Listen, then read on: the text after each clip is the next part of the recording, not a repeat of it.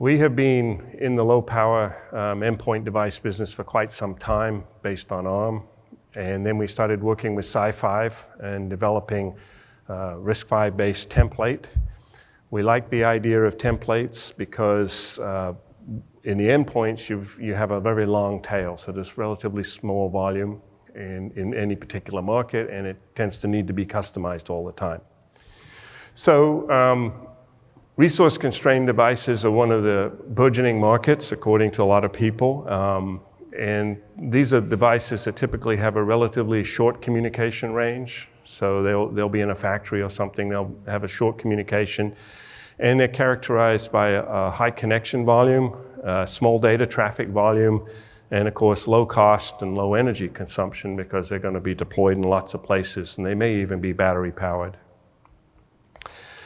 So one of the things that we have learned painfully over time is that silicon is necessary but not sufficient. You need a full stack. So as we got started working with the template, and we realized that SiFive has this whole business of building the SoC easily under control, and they also have the business of getting the embedded software under control, we turned our attention up to the AI end of the stack. What we find is, as we've been going out with our AI solutions, is huge surprise. Most people have heard of AI, and they believe it's overhyped, so they want to test it and see if it actually works in their application. And so this puts a big lag in your system. So you have to make it very easy for people to evaluate any AI solution so they can determine if it actually would work for them. So we worked with a company called SenseML, and we acquired them, and their vision is sort of democratizing the IoT, the AI part of IoT. So let's talk about sort of a platform segment. So in the lower left corner, you've got the low power and therefore low MIPS or GOPS kind of the world. And in the upper right corner, you've got the very high performance, high power. And most of the attention goes into that high performance world. So when people talk about ADAS and autonomous cars, they're talking about that level of performance. We're focused, and SenseML's focused down in this AI platform at the endpoints, which are very small devices. So now you say, well, the mainstream's doing one thing, what's the appropriate thing to do here? So if you do a simple taxonomy on artificial intelligence, it's been around for a long time. There've been expert systems and so forth. That's that outer layer. Then there's a piece called machine learning, which use things like support vector machines and so on and so forth. And then the recent rage has been around these deep learning neural networks. And they are transformative, but there are some issues with them. So the focus that we have is in this machine learning area. And I'll explain why we have the focus in the machine learning area. So if you have a computer vision kind of application, nothing beats a neural network for doing that. And that's why the interest comes there. Also, if you have a lot of compute power, nothing beats a neural network today. They've really transformed what you can do with AI. However, they tend to be kind of resource intensive. So there's another school of thought, which is TinyML, so there's different names for it. And we're focused on predictive maintenance. So predictive maintenance tends to be time series analysis. So we don't really need these big neural networks. The big neural networks do two things for you. One thing is they figure out the feature extraction, and the second thing is they do the classification. There's enough engineers that worked enough years on time series that most people know what kind of feature extraction makes sense to do. So you don't really need to do the feature extraction. You can build feature extractors that do that. So now you ask the question, well, what resources are available to do all of this? So again, this is the same thing that's sort of driving the templates that SiFive's going after. There aren't that many silicon designers. So when you roll back up into the software world and you say, yeah, there's like a 1.6 million software developers, but AI needs this funny person called a data scientist.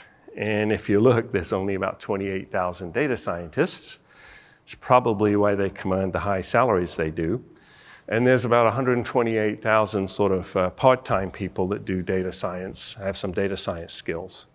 And data science is really absolutely critical for the neural networks, the deep learning kind of things. If you don't have a good data scientist working on it, you probably won't have a good result.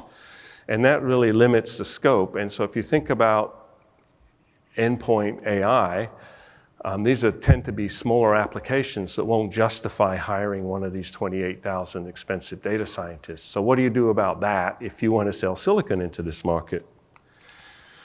Well, you get this tool, and the tool does several things for you. So the first thing you have to do when you do AI is collect data. Because the theory behind AI is you're not going to work out an algorithm, you're going to collect a bunch of data, you're going to label that data, and then you're going to derive an algorithm out of that data. So you need data. So you need a tool that collects data, which SenseML does. Then we have a second step, which is you need to choose your processor. Unfortunately, we don't have a RISC-V today, but we got multiple other processors. And the reason why you need to choose your processor is because when you're generating your AI, it needs to be aware of the resource constraints you have. So it needs to be aware of how much memory do you have, how many MIPS do you have available, if you have accelerators, which accelerators do you have available, because it needs to be making choices that normally the human engineer would make as to how it's going to build your AI algorithm. And then finally, you're going to want to flash this thing onto your device and test it.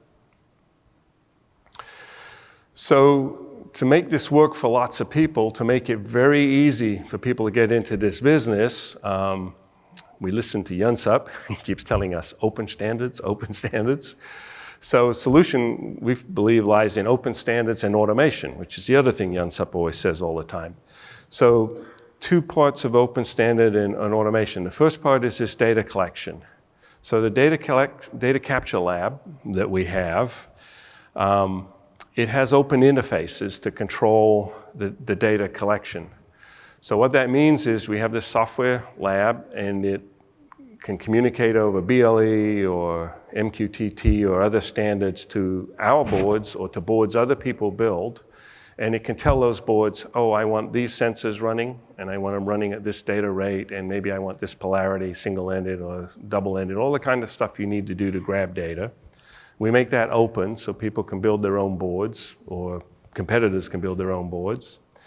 And then the next open interface is on the actual data coming up. So we explain exactly the input format to data capture lab. It can be a comma-separated file or streams of data over Bluetooth or something, because you need to get that data in there.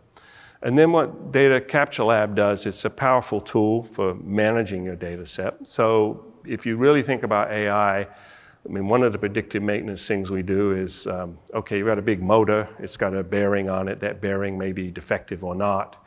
So now you need to collect a lot of data. You need to collect data from good bearings and bad bearings. You need to label the good bearing, bad bearing data.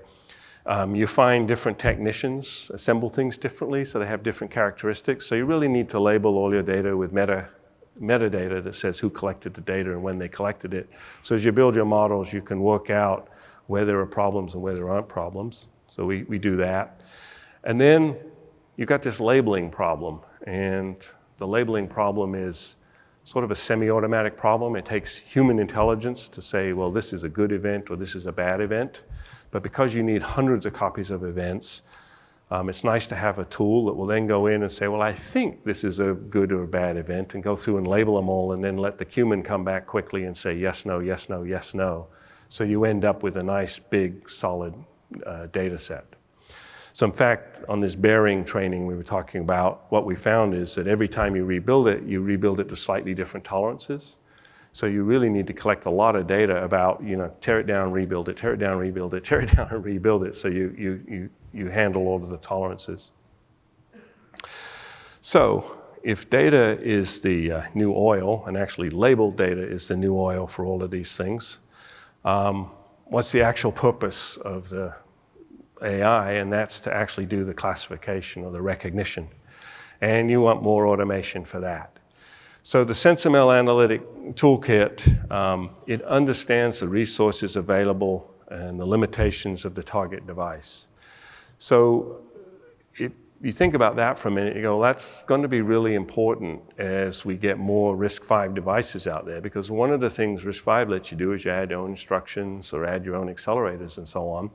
And if you do all of that work and the tool you're using doesn't use that work, then it all went to waste.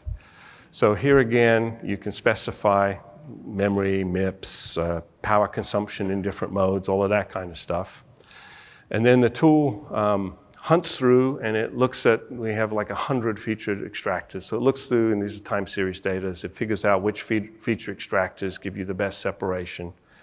And then with those feature extractors, well, maybe not 30, but there's 20 different classifiers. So there's support vector machines and radial basis function things and KNNs, and even some standard neural network kind of things plugged in there. And what this tool then does is it goes through and it gives you top 5 candidates. It says, well, this feature extractor operating with this classifier will give you, this level of quality at this level of power and this level of memory usage and this level of MIPS. And here's another solution, uses different feature extractor. It gives you slightly different quality, but it gives you different memory footprint, MIPS footprint, power footprint kind of profile. And based on that, you can either choose one of those things, or you can go back and say, hey, I'm kind of interested in this area. Could you push on that a little bit further and build more variants of it? So what we find by doing this then is that that process of doing a proof of concept is now moved from maybe a couple of months down to a couple of days. So people can get to a sort of 80% good thing, which they need to show to their management that says, yes, this has a hope of working. And then they can move on to a more serious evaluation where they build a more solid product out of it. So that's what the SenseML analytical toolkit does. So supported platforms today, we have a bunch of supported platforms from our own silicon to ST's silicon to general purpose ARM.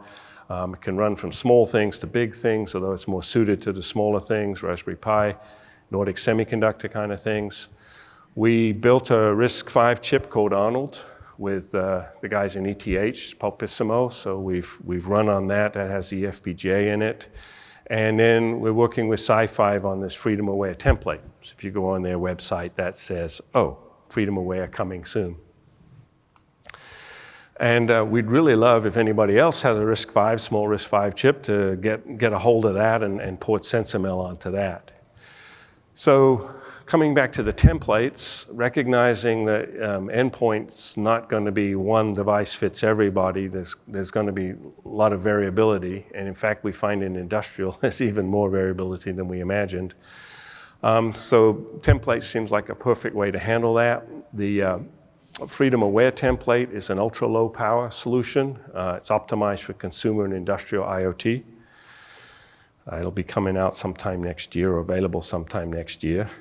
So if we zoom in on the predictive maintenance piece, you'll see there's a couple of RISC-V cores over on the left. There's the standard memory and a bunch of peripherals. The peripherals are kind of things that people want to change. So if you think about these endpoint AI solutions, typically they have a couple of sensors hooked up to them, and then they turn my phone off. I forgot to do that. And then they have some kind of communication. So the reason why we have 2 sets of CPUs in here, even in very small devices, is that what we find is that there's a real-time component. So when you're monitoring that sensor, you may be sampling it 1,000 times a second. You may be sampling it 10,000 times a second. You may be sampling it 100,000 times a second. And if you try to do that in software, 100,000 times a second probably isn't going to happen. But the 1,000 to 10,000 times a second, you're going to handle, if you try to handle that with a normal interrupt service routine or stuff, you have 2 issues you run into. First issue is somebody else comes in and skews your interrupt service routine around. So you get jitter in your data values, which is not good. And then the second thing is every now and then somebody will do some massive thing happens over, say, the Bluetooth, and that will kind of disturb the process and you'll lose data. So to avoid that, you jack the MIPS up. When you jack the MIPS up, you jack the power up. So trying to make all of this run on one processor is not a good idea. So we have one processor that's dedicated to handling the sensors and the real-time part. and then a second processor, which is ironically a lower performance processor, that handles all of the housekeeping. So he handles storing the data to flash, sending it out to the cloud or wherever it needs to go. And then I did mention 100 megahertz. In the platform, we actually put some eFPGA, and we find the place where the eFPGA is useful is when you get really fast real time. So with these kinds of CPUs, we can handle maybe 10,000 interrupts a second, so something at 10,000 hertz. If we need to go to 100 kilohertz or a megahertz or even a couple of megahertz, that's a great place to put something in the FPGA, because then in the FPGA you can manage that real-time aspect. You can usually do some pre-filtering of the data, so do some bandwidth reduction and so on, format it in a way that then the standard CPU can go on and handle it. So that's our quick story on what we're doing to make AI palatable at the endpoint and how it will tie into these RISC-V coming from SiFive, the templates for that. So that's all. Thank you.